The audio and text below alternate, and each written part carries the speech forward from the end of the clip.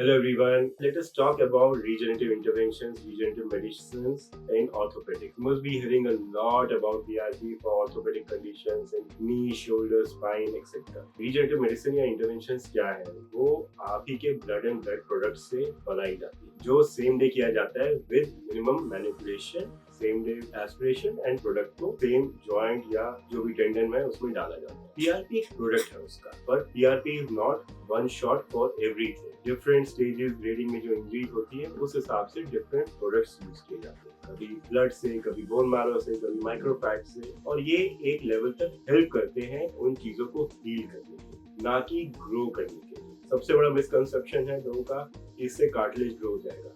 No, never.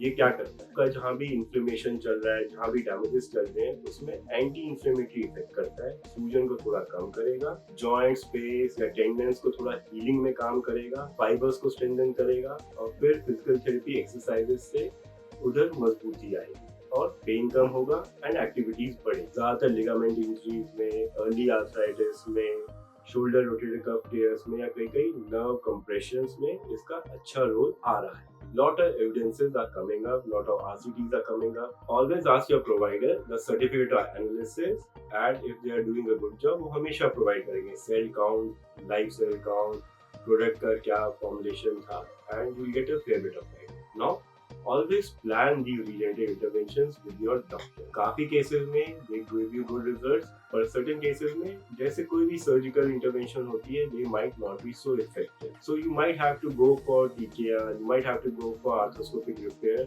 hybrid surgeries. Always plan that. Even after certain times, ACL repair के बाद tear हो जाते हैं. These can still be used in those conditions. Depend करता है clinical conditions पे, MRI findings पे, सिम्टम मैनेजमेंट पे, खुद का बॉडी कॉम्पोजिशन कैसा है। So regenerative interventions are here to stay. They are going to grow, they are going to get better. Be open to them, have a good idea, always discuss, always study, always read about it, but always remember, जब भी कुछ भी कराओ, चाहे conservative चाहे surgical, अगर आपकी body को रिपेयर या हील होना है, आपका खुद का एक्टिविटी लेवल बेटर होना होगा। You will have to work slightly harder. You will have to exercise more. You have to eat right, sleep right.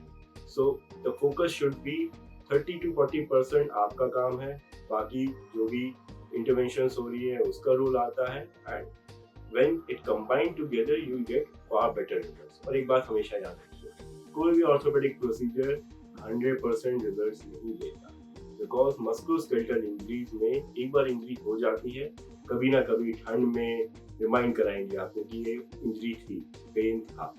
So don't panic, work for it. Time लगता है, चीजें हील होती हैं, चीजें better होती हैं, but you have to figure out how to do it, how to get the better results.